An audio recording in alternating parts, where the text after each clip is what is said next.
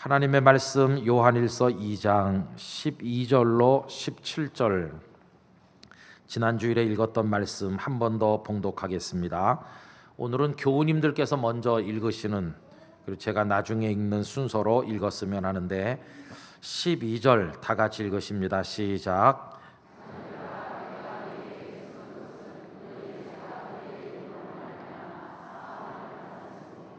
아비들아, 내가 너희에게 쓰는 것은 너희가 태초부터 계신 이를 알았으며, 청년들아, 내가 너희에게 쓰는 것은 너희가 악한 자를 이기었음이라.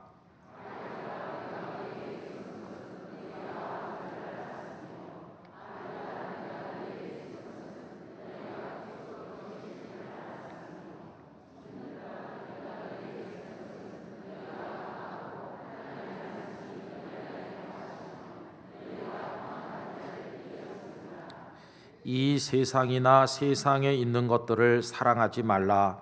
누구든지 세상을 사랑하면 아버지의 사랑이 그 안에 있지 아니하니,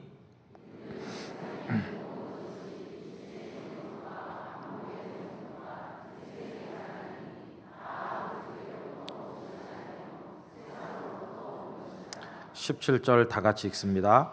이 세상도 그 정욕도 지나가되 오직 하나님의 뜻을 행하는 자는 영원히 거하느니라. 아멘. 얼마 전에 브라질 리우 올림픽이 끝났습니다. 이번에도 다른 대회나 마찬가지로 많은 스포츠 스타들이 부각되어서 박수갈채를 받았습니다. 그 중에 빼놓을 수 없는 한 사람은 단거리 육상 선수인 우사인 볼트라는 사람이라고 생각이 듭니다. 우사인 볼트는 100m, 200m, 그리고 400m 계주에서 세계 신기록을 보유하고 있는 대단한 선수입니다. 우사인 볼트는 100m를 9초 58에 통과한 이 지구상에서 가장 빨리 달리는 사람입니다. 그는 지난 2008년 북경 올림픽에서 이 세 종목의 금메달 리스트가 되었고, 더욱더 놀라운 사실은 2012년 런던 올림픽에서도, 이번에 리우 올림픽에서도 그 세 종목을 연거푸 제패함으로써 육상 선수 최초로 세 종목을 3번 이어서 제패하는 대단한 세계적인 선수가 되었습니다. 자, 그런데 여러분은 이 우사인 볼트라는 사람을 한 사람으로 볼 때 어떻게 생각하십니까? 물론 이 지구촌에서 제일 빨리 달리는 사람이죠. 어떤 사람은 그가 외계인이라고까지 표현할 정도로 대단한 근력과 스피드를 가진 사람인 게 틀림없습니다. 그러나 그를 한 사람으로 볼 때는 어떻게 보이십니까? 그가 9초 58에 100m를 달리기 때문에 다른 이들의 인생이 달라진다든지 무슨 세상에 무슨 변화가 오는 게 있습니까? 그가 9초대에 달린다고 해서, 아니면 10초대에 달린다고 해서 이 세상이 뭐 어떤 차이를 가져오는 것일까요? 오히려 올림픽이 끝난 이후에 이 우사인 볼트는 신문지상에 계속 이름이 오르내리고 있는데 부끄러운 이야기들로 도배가 되고 있습니다. 올림픽이 끝나자마자 뭐 이런저런 여성들과 연문을 뿌리고, 최근에는 한 10여 명의 여성들과 광란의 파티를 열었다는 뉴스가 곳곳에 보도되는 것을 여러분들께서도 보셨을 것입니다. 그는 어떤 사람일까? 이렇게 생각을 해보면 빨리 달리기는 하는데 그 욕망에 이끌려 사는 한 남자에 불과한 게 아닌가, 이런 생각이 듭니다.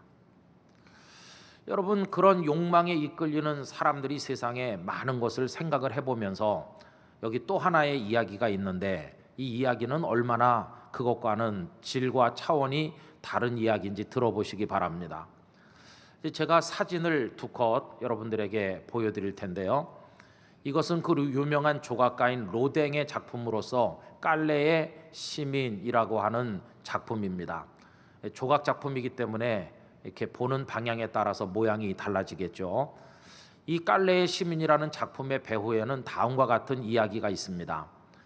영국과 프랑스는 마치 우리가 대한해협을 가운데 두고 일본과 앙숙인 역사를 가지고 있는 것처럼 영국과 프랑스 역시 도보 해협을 사이에 두고 오랜 세월 동안 갈등하고 각축하면서 지내왔습니다. 전쟁도 숱하게 많이 했습니다. 그 중에 대표적인 전쟁은 1337년부터 무려 116년 동안 1453년까지 진행된 전쟁이 있었는데, 일반 역사에서는 이 전쟁을 소위 백년 전쟁이라고 부르고 있습니다. 왕권과 영토를 걸고 끊임없는 전쟁이 있었어요. 물론 계속 싸운 건 아니지만 중간중간 휴전을 할 때도 있었지만 지리한 전쟁이 계속됐습니다. 이 백년 전쟁의 역사 속에 깔레라고 하는 도시 하나가 등장하는데, 도보 해협을 끼고 있는 프랑스 땅에 붙어 있는 자그마한 항구 도시입니다. 전쟁의 포위가 됐어요. 영국군에 의해서 아주 굉장한 공격을 받았어요. 그러나 지원병이 기다려도 도착하지 않았습니다. 그렇지만 깔레의 시민들은 끝까지 분전하고 또 분전을 거듭하였습니다. 에드워드 3세 영국 국왕의 화가 머리끝까지 솟아오를 무렵에서야 이 깔레의 시민들은 백기를 들고 항복했습니다. 항복의 사절단이 에드워드 3세 앞에 무릎을 꿇었습니다. 그때 이 왕은 화가 나서 모든 생명 하나도 남기지 않고 도륙하겠다, 그리고 모든 도시를 통째로 불태우겠다고 엄포를 놓았습니다. 사절단은 눈물로 불쌍한 시민들의 생명을 지켜줄 것을 간청하게 됩니다. 결국 에드워드 3세는 4가지 조건을 내걸었습니다. 그 첫째, 전쟁이 끝났고 그동안 우리 영국군에 끼친 피해가 크기 때문에 그 책임을 물어 6명을 죽이겠다는 것이었습니다. 두 번째로는 그 6명은 모든 옷을 벗고 치부만 가린 채로 맨발로 영국 진영에 와서 항복을 하라는 게 둘째였습니다. 세 번째는 교수형으로 죽일 예정이기 때문에 각자가 자기 목을 매달 밧줄을 목에다 걸고 오라고 요구했습니다. 그리고 마지막은 깔레를 영국 국왕에게 바친다는 표시로 열쇠를 가지고 와서 바치라, 이렇게 4가지 조건을 요구했습니다. 결국 깔레의 시민들이 살아남기 위해서는 6명이 죽어야 되는 상황이 온 겁니다.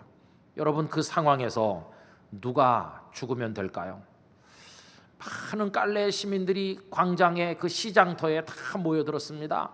6명을 죽여야, 죽음으로 내줘야, 희생의 제물이 돼야 나머지 사람이 살 수 있는 상황에 어떻게 6명을 선택할 것인가? 여러분, 그때 놀랍게도 한 사람이 내가 죽겠다고 하면서 앞으로 나섰습니다. 그는 생피에르라고 하는 깔레에서 돈이 제일 많은 최고 부자였습니다. 그가 나서자 깔레 시장도 내가 죽겠다고 나왔습니다. 그리고 귀족, 이런 부유한 상인, 이렇게 해서 6명이 채워지는가 했는데 웬걸요, 1명이 더 나와서 이번엔 7명이 됐습니다. 그 1명은 시장의 젊은 아들이었습니다. 이 7명은 저저마다 시민들을 위해서 죽겠다고 버텼습니다. 이제는 죽을 사람을 찾아내는 문제가 아닌 그 중에 살아야 될 한 사람을 선택하는 게 난제로 다가왔습니다. 갑론을박을 거듭하면서 제비뽑기도 거론되고 여러 가지 방안이 제시됐지만 그 생피에르가 마지막 안을 내놨습니다. 오늘은 이대로 헤어지고 내일 아침 정한 시간 이 자리에 가장 늦게 도착하는 한 사람을 탈락시키는 것으로 하고 나머지 6명이 죽기로 하자.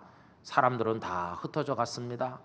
깔레 시민 모두가 밤잠을 못 이루는 고통의 밤이 지나고 정한 시간, 그 다음 광장에 사람들이 다 모였는데 6명이 모였습니다. 1명은 오지 않았습니다. 그 1명이 누굴까요? 놀랍게도 그 1명은 제일 먼저 죽겠다고 나섰던, 그리고 내일 아침에 가장 늦게 오는 사람을 빼주자고 제안했던 생피에르 자신이었습니다. 시민들은 분노했습니다.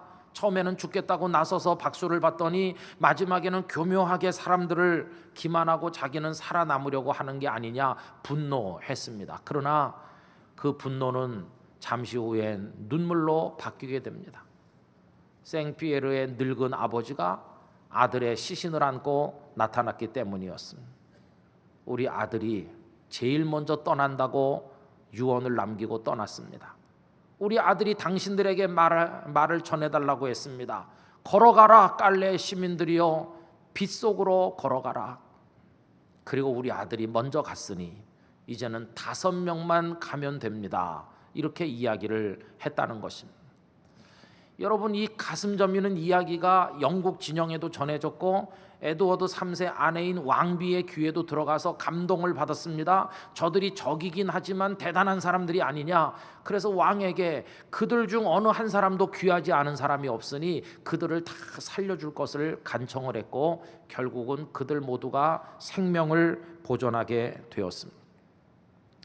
세월이 많이 지난 다음에 이 시민들은 그 조상들의 위대한 마음을 간직하기 위해서 조각가 로댕에게 작품 제작을 의뢰하게 되었고, 그래서 만들어진 것이 아까 본 그 조각 작품입니다. 이 작품은 1895년 6월 3일 제막식을 가지고 시민들의 눈앞에 그 모습을 드러내게 되었다고 합니다. 여러분, 바로 이 이야기 속에서 사람들은 그 소위 노블리스 오블리제라고 하는 그 얘기를 떠올리게 됩니다. 여러분, 귀한 사람일수록 더 큰 의무를 져라. 옛날 그 로마의 귀족들이 후손들에게 가르쳤던 이야기라고 합니다. 귀하게 태어난 사람, 자기가 귀하다고 여기는 사람일수록 귀하게 결단하고 귀하게 행동하라. 위기가 왔을 때 힘 있는 사람, 그동안의 마등을 누린 사람들이 제일 먼저 내놓을 것을 내놔야 된다는 가르침이었다고 하는 것입니다. 여러분, 이 깔레 시민들의 이야기를 들으면서 어떤 생각이 드세요? 어떤 느낌을 받으세요? 어떤 일부의 비평가들은 이 이야기가 과장됐다, 사실과는 거리가 멀도록 극적인 요소가 너무 많이 첨가됐다고 비판하는 사람들도 있다고 하지만, 그럼에도 불구하고 그 긴 세월 동안 이 이야기가 전해지다가 조각작품으로까지 탄생하게 된 연유가 무엇일까요? 그것은 간단합니다. 이 이야기가 사람들에게 뭐라 형언할 수 없는 진한 감동을 안겨주기 때문인 것입니다. 가슴이 뭉클해지고 감동을 받도록 하지 않습니까? 어떤 감동인가요? 그 속에 고귀한 희생이라는 게 있습니다. 여러분, 그 죽겠다고 앞으로 나선 7사람이 그들도 살고 싶은 생각이 왜 없었겠어요? 그들의 본능이 그들의 욕망대로 한다면 도망을 가든지 살아남아야지. 그러나 그들은 그 욕망을 죽이고 그 본능을 거스려 가면서 오히려 희생적인 모습을 보임으로써 시민들을 살려내는 그런 감동을 우리에게 주고 있지 않습니까? 사람이 어떤 때는 가장 추하고 얼마나 보잘것없는지 사람처럼 추악한 존재가 없고 동물 같은 존재가 없는 것처럼 몸서리 쳐질 때도 있긴 있지만, 이런 이야기를 들으면 이야, 사람은 도대체 어느 정도까지 고상해질 수 있고 위대해질 수 있는 존재인가, 이 사람됨에 대해서 우리가 감탄하게 되는 바로 그런 이야기가 아니겠습니까? 그런데 여러분, 오늘 우리가 살고 있는 세상은 어떤 세상인가요? 이렇게 고결한 정신과 인격을 가지고 참 사람답게 욕망을 극복하면서 고결하게 살라고 가르치고 자극을 주는 그런 세상인가요? 아니면 반대로 네 욕망이 이끄는 대로, 네 본능대로, 그냥 너 하고 싶은 대로 너 마음대로 사는 게 잘 사는 거라고 말하는 세상인가요? 불행하게도 우리가 살고 있는 세상은 이렇게 사람답게 살라고 말로는 하지만 실제 생활의 현장에 가면 사람들은 다 자기 하고 싶은 대로 사는 것 같고, 그런 삶을 오히려 부추기는 것이 우리 사회가 아닌가, 이런 생각을 해보게 된다는 것입니다. 여러분, 그저 그 사람 속에 어떤 인격과 어떤 사람다운 삶의 몸부림이 있는지 이런 데는 별 관심이 없이 그저 그가 머리가 좋아 재주가 좋다는 한 가지 이유만으로, 그가 남을 잘 웃긴다는 이유만으로, 그가 빨리 달린다는 그 한 가지 이유만으로 그에게 엄청난 돈방석에 앉도록 해주고, 그는 그걸 가지고 육체의 쾌락을 따라 세상의 말초적인 욕망을 따라서 살아가고 있고, 사람들은 그게 성공한 거라고, 잘 사는 거라고 부러워하거나 박수를 보내거나 우리 자식도 그렇게 살아야 된다고 생각하고 있으니, 다 그렇게 동물적 욕망에 따라만 살면 이 세상이 그 자체로 욕망과 욕망이 부딪히는 지옥으로 전락하는 게 아니겠는가 하는 것입니다. 여러분, 이런 이야기들이 왜 우리에게 심각한 이야기로 다가오는 것일까요? 그건 다른 게 아니라 이게 그리스도인의 삶과 밀접한 연관을 가지기 때문입니다. 여러분, 지난 주일에 생각했던 말씀을 요약해 보면 이렇습니다. 요한 사도께서 요한일서라는 편지를 써서 보내실 때 그 마음이 기뻤다고 했습니다. 왜냐하면 편지를 받아 읽을 사람들이 요한과 아주 소중한 공통점을 가진 사람들이기 때문이었습니다.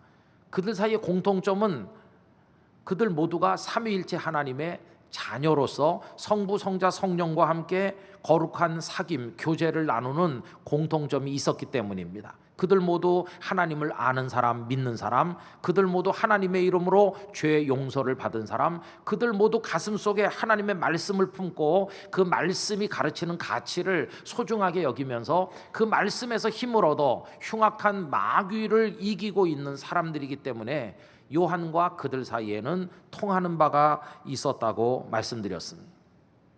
오늘 우리도 그들과 같이 성부, 성자, 성령 삼위일체 하나님과 더불어 영적 사귐과 교제 속에 있다는 말씀을 지난 주일에 말씀드리지 않았습니까? 그게 오늘 읽은 본문의 앞부분이죠. 이제 오늘 그 후반부에 보면 이런 뉘앙스로 말하는 겁니다. 자, 우리가 이렇게 서로 통하는 하나님의 자녀가 아니냐, 그러니 이제 우리끼리 해야 될 얘기가 있어. 우리들은 어떤 사람을 어떻게 살아야 될 사람들이냐 하면서 시작하는 말씀이 오늘 본문 후반부입니다. 여러분, 오늘 후반부 15절 앞부분에서 요한은 뭐라고 제안을 하고 있습니까?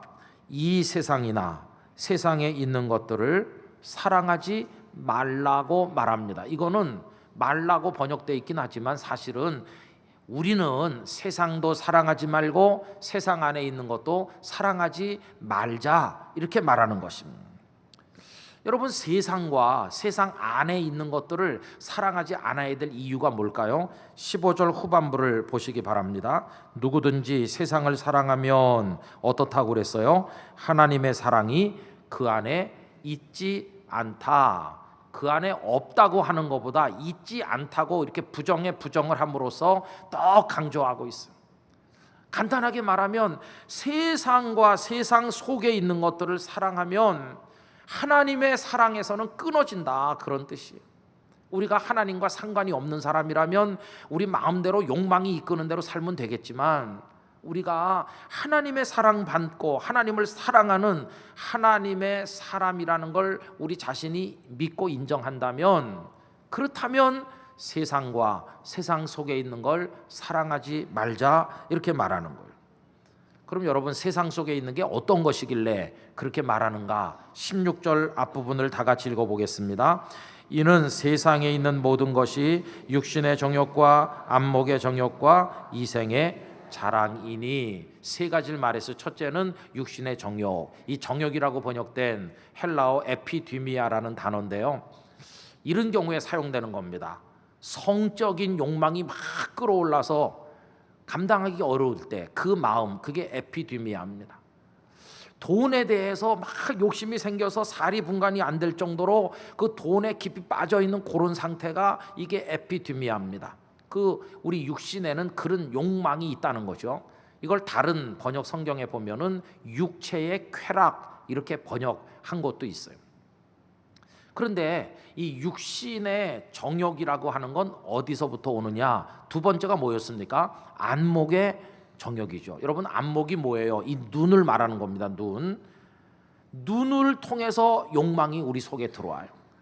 여러분, 보지 않았으면 좋았을 걸, 그걸 보는 순간 욕심이 생기는 거 뭐라고 합니까? 그 견물, 생심, 그렇게 말하잖아요. 동서양 고금을 막론하고 다 견물생심이 있어요. 인류 최초의 죄도 눈으로 보는 데서 시작됐습니다. 하와가 선악을 알게 하는 나무의 열매를 딱 보는 데서부터 충동이 일어났거든요.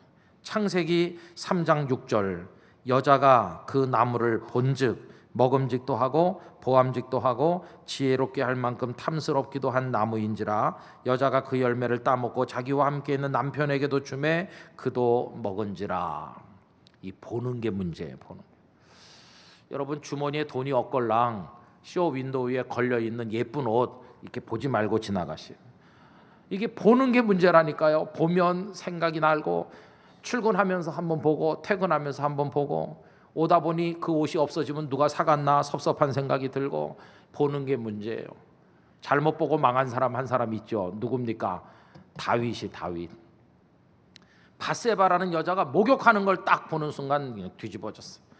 그래서 그 밧세바를 끌어들여 간음을 하고 알고 보니 자기 부하 장군의 아내였어요. 그래서 은폐하기 위해서 그 남편 우리야 장군을 치열한 전쟁터에 내보내 죽이고 이렇게 사건을 덮으려고 했잖아요. 이게 얼마나 더러운 죄를 짓게 만들었습니까? 어떤 사람 또 이렇게 말해요. 그 밧세바가 포장 안 치고 목욕한 게 문제라고. 여러분 어쨌든 간 보는 게 문제였어요. 그래서 여러분 우리가 조심해야 될 게 뭔지 아십니까? 눈조심이에요. 눈조심. 이 세상에는요 안목의 정욕이 꽉 차 있어요. 보고 싶어 하는 사람과 보여주려는 사람의 이해가 이상하게 맞아떨어지고 있습니다. 보고 싶어 하는 사람은 관음증 환자가 되는 거고 보여주고자 하는 사람은 자기 껍데기를 더 많이 보여주려고 해요. 그래서 그것들이 맞아떨어지면서 이 세상에 온갖 더러운 것들이 얼마나 많이 가득 채워지고 있는지. 그런데 이런 것들을 사랑하면 안 된다는 것이에요. 그러면 마지막 세 번째가 뭡니까? 이생의 자랑인데 여러분 이생은 비오스라는 말이거든요. 이생, 이 생에 우리가 살고 있는 이 한평생 그런 뜻이죠. 그 다음에 이 비오스는 이렇게도 번역됩니다. 이 생애를 살아가는데 사람들마다 가지는 생활 패턴 방식이 있잖아요. 그 생활 방식 혹은 이 생을 살아가는데 필요한 생활비, 물질 그런 것도 이 비오스라는 단어를 통해 나타내기도 했어요. 그래서 이제 성경 번역본에 따라서 이생의 자랑이란 요 귀절을 다양하게 번역했는데 삶에 대한 자랑 이렇게 번역하기도 했고 살림에 대한 자랑. 여러분 살림이 뭡니까? 뭐 냉장고, 에어컨, 장롱, TV 이런 게 다 살림살이잖아요. 이런 거 잘 차려놨다고 자랑하는 게 여기 해당된다. 또 재산을 가지고 자랑하는 것 이렇게 번역된 성경도 있고요. 영어 NIV 성경을 우리말로 풀어보면 가지고 있는 것과 하고 있는 것에 대한 자랑 이렇게 번역되기도 했어요. 그런 게 이생의 자랑이에요. 근데 여러분 우리 찻잔을 앞에다 놓고 사람들이 둘러앉아서 하는 얘기 99.9%가 그런 얘기입니다. 어디 가면 좋은 옷 싸게 산대, 어디 가면 맛있는 거 먹을 수 있대, 어디다 땅 샀더니 많이 올랐대, 이런 거 전부 이생의 자랑. 그게 인생의 목표가 될 때도 있고 다 그런 것들을 자랑하면서 살아가는 게 오늘 우리들의 모습인데 너희들은 그리고 우리들은 그런 거 사랑하지 말자 이렇게 말하는 거예요. 여러분 여기 아주 어렵고도 중요한 대목에 도달합니다. 그게 뭐 꼭 나쁜 겁니까? 그렇게 나쁜 거 아니잖아요. 그런 걸 많이 알고 누리면 좋은 거 아닌가 이렇게 생각하잖아요. 근데 왜 사랑하지 말자고 말하는 것일까? 여러분 이 대목이 참 어렵고도 중요한데요. 그거는 그것들이 꼭 나빠서라기보다 더 본질적인 이유가 있어요. 그게 뭔지 아세요? 하나님 아버지께서 주신 게 아니기 때문이라는 것이. 여러분 오늘 말씀 16절 후반부를 다 같이 한번 보십시다. 아버지께로 온 것이 아니요 세상으로부터 온 것이라. 아주 간단하게 말했어요. 그게 별로 나빠 보이지 않는데 왜 사랑하지 말라고 하지? 아버지 하나님이 주신 게 아니니까 이렇게 딱 끊어서 말해요. 여러분 그게 무슨 이유가 됩니까? 아버지가 안 주셨어도 뭐 좋은 거면 좋은 거 아닌가? 근데 여기서 요한은 아버지께서 주시지 않으면 사랑하면 안 돼 이렇게. 이게 뭘까요? 진정한 사랑이 뭔지를 이 속에서 보여주는 거예요. 아주 쉽게 예를 하나 들어보겠습니다. 어떤 두 사람이 너무너무 사랑했어요. 존경하고 아끼고 사랑하다가 그 정인이 멀리 가면서 그 여인에게 가락지를 하나 끼워줬는데 그 가락지는 별로 가치가 많이 나가는 건 아니었어요. 그래도 여인은 그걸 꼭 끼고 소중하게 그분이 돌아오기를 기다립니다. 근데 시간이 많이 가도 그분이 오지 못할 사정들이 자꾸 생기니까 늦어져요. 그랬더니 이 여인을 흠모하는 남정네들이 주변에 모여들어가지고 막 다이아몬드 반지 좋은 거 보석 막 가지고 와서 사랑을 애걸하는 거예요. 근데 그 여인이 정말 그 정인을 사랑한다면 뭐라고 말해야 될까요? 이 가락지 이거 얼마 값이 나가지도 않는 거 뽑아버리고 비싼 다이아몬드 보석 반지 바닥 끼는 여자를 누가 진정한 사랑의 여인이라고 말하겠어요? 그 여인은 반지의 가치가 행복을 결정한다고 생각하는 여인일 뿐이죠. 그런데 이 여인은 그렇게 하지 않는 거예요.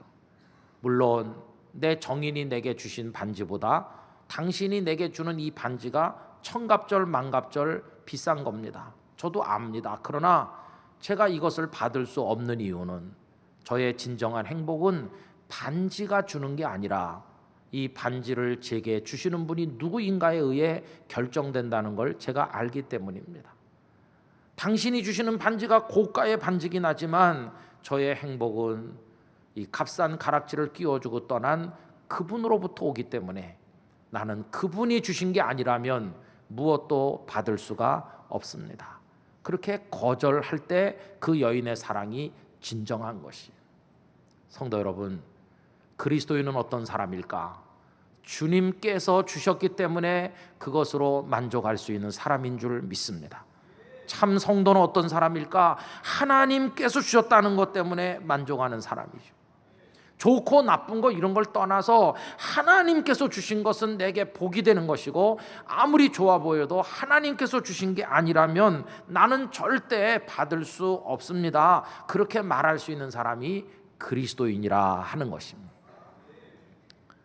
그 다음에 여러분, 우리가 세상과 세상 안에 있는 것을 사랑하지 말아야 될 또 하나 중요한 이유가 있어요. 그게 뭐냐 하면 그것들이 좋아 보이긴 하는데 금방 지나간다는 거예요. 여러분 17절 말씀 다 같이 읽어보도록 하겠습니다. 이 세상도 그 정욕도 지나가되 오직 하나님의 뜻을 행하는 자는 영원히 거하느니라. 할렐루야. 세상에 좋아 보이는 게 다 지나간대요. 잠깐 지나가는 거예요. 메뚜기도 한철이라는 식으로 확 지나가요. 한때 그렇게 유명하고 많은 거 가지고 모든 세상의 향락을 마음껏 누리고 대단하던 사람들 지금 다 어디 있나요? 한 줌에 재가 되었거나 흔적도 없이 사라지고 말지 않았어요. 하나님께서 우리를 부르신 것은 그런 잠시 있다 아침 안개처럼 쓰러질 것들을 누리라고 부르신 게 아닙니다. 잠깐 있을 기쁨, 행복인 듯 하지만 허무하기 짝이 없는 것들을 주시려고 주께서 우리를 부르신 게 아닙니다. 하나님께서 우리에게 주시려는 것은 영원한 복인 것입니다. 영원한 하나님의 나라, 그 유업을 받으라. 영원한 나라가 주는 영원한 생명을 누려라. 영원한 기쁨, 사탄이 빼앗아갈 수 없는 영원한 행복을 너희에게 준다고 우리를 부르신 분이 아버지 하나님이신 것입니다. 그리스도인은 누군가 그 영원한 것을 바라보면서 오늘 눈앞에 짧은 고통을 기꺼이 받아들이는 사람이 진정한 그리스도인인 것입니다. 여러분, 이 놀라운 사실을 바울 사도를 통해 우리에게 두 군데서 말씀해 주고 계시는데 한번 같이 읽어보겠습니다. 로마서 8장 18절 다 같이요. 생각하건대 현재의 고난은 장차 우리에게 나타날 영광과 비교할 수 없도다. 할렐루야. 지금 고난당하고 좋은 거 못하는 것 같아도 장차 나타날 영광이 너무너무 크다. 고린도후서 4장 18절 다 같이 읽습니다. 우리가 주목하는 것은 보이는 것이 아니요 보이지 않는 것이니 보이는 것은 잠깐이요 보이지 않는 것은 영원함이로다. 아멘. 여러분, 우리 세상을 사랑하지 맙시다. 세상 안에 있는 것들도 사랑하지 않도록 노력합시다. 그 대신 하나님을 사랑합시다. 그리고 하나님 안에 있는 것들을 사랑하기 위해 노력합시다. 우리 안에 있는 육체의 찌꺼기들, 아까 말씀드린 육신의 정욕, 안목의 정욕, 이생의 자랑들을 다 내려놓고 하나님 안에 있는 거룩한 것들로 우리의 가슴을 채울 수 있는 우리 모두가 되기를 원합니다. 말초적인 쾌락보다 거룩하고 영원한 기쁨이 여러분 안에 넘쳐나시기를 주님의 이름으로 축복합니다. 제가 이렇게 말씀드리니까 여러분들이 지금 아멘 하셨잖아요. 그런데 이 얘기 초등학교 동창회 가서 하면 아멘 할까요? 제가 개꾼들한테 가서 하면 아멘 그렇게 할까요? 아마 모두가 다 웃을 겁니다. 웃어요. 저 김 목사는 말도 안 되는 소리만 한다. 왜 그럴까요? 왜 그들은 아멘 하지 않을까요? 그분들은 이 세상이 전부라고 생각하니까, 이거밖에 없다고 여기니까, 영원한 하나님의 나라 그런 건 관심도 없으니까, 영원한 생명 이런 거는 관심이 없으니까. 그래서 아무리 얘기해도 들을 생각을 하지 않는 거죠. 그분들에게 최고의 삶은 눈에 보이는 현실에서 하고 싶은 거 다 하고 즐기고 싶은 거 다 즐기면서 좀 떵떵거리고 사는 거 이상 없다고 생각하니까 이런 얘기 재미없어요. 무슨 덕을 세운다든지 겸손하고 온유하고 희생하고 절제하고 뭐 정직하고 오래 참고 예수님처럼 이런 얘기 바보 같은 소리 집어치워 이렇게 말합니다. 그런 가르침을 주셨고 그런 삶을 모범으로 보여주신 예수님 이야기에도 당연히 관심이 없죠. 그 예수님의 이야기가 복음인데 그러니까 복음을 들으려는 사람이 점점 줄어들죠. 여러분, 사람마다 마지막 때가 되면요, 자기 육체의 소욕을 따라서 육체 소욕을 자극하는 스승에게 귀를 기울이지만 주님의 말씀에는 귀를 기울이지 않아 이런 이야기에 아멘할 사람은 점점 줄어들게 될 것입니다.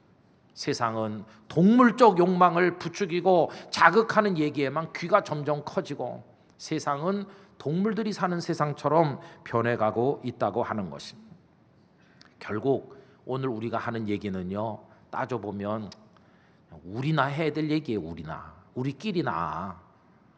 우리끼리는 이 얘기를 들으면 감동을 받아요. 그렇지, 내가 그렇게 살아야 하나님의 사랑 안에 거할 텐데 우리는 안타까워해요. 이렇게 못 사는 걸. 우리는 이런 얘기 들으면 결심도 해요. 이렇게 살겠다고. 그러나 다른 사람은 안 그래요. 그러니까 이 얘기는 그냥 우리끼리나 해야 될 이야기예요. 그런데 여러분 아세요? 이런 이야기를 들을 때 감동을 받으시고 아멘 하고 결단할 수 있다는 이 자체가 얼마나 놀라운 축복인지 여러분 알고 계십니까? 우리를 이 거룩한 대화 속에 불러서 한 사람으로 그 속에 참여시켜 주신 하나님의 영광을 찬송해야 될 줄로 믿습니다. 이게 바로 하나님의 은혜인 것이. 사람들 우리 보고 바보라고 하는데 여러분 이제 아까 17절 말씀처럼 다 세상도 정욕도 지나가잖아요. 패스 어웨이 다 지나가요. 다 지나가고 나면 영원한 하나님의 나라 그 앞에 우리가 서게 될 때 오늘 우리를 바보라고 하던 이들은 그때 가서 자신들이 어리석었음을 알게 될 것이고 오늘 바보 소리 들으면서도 하나님의 뜻을 행하는 자가 영원하다는 말씀 붙들고 사는 사람은 가장 지혜롭고 현명한 하나님의 사람이었음이 증명될 줄로 믿습니다. 우리 그때를 바라보면서 하나님의 사람으로 살아나가고 있는 것입니다. 여러분 이런 사람들이 부르는 찬양이 있어요. 우리가 부르는 찬양이죠. 이제 내가 살아도 주 위에 살고 이제 내가 죽어도 주 위에 죽네.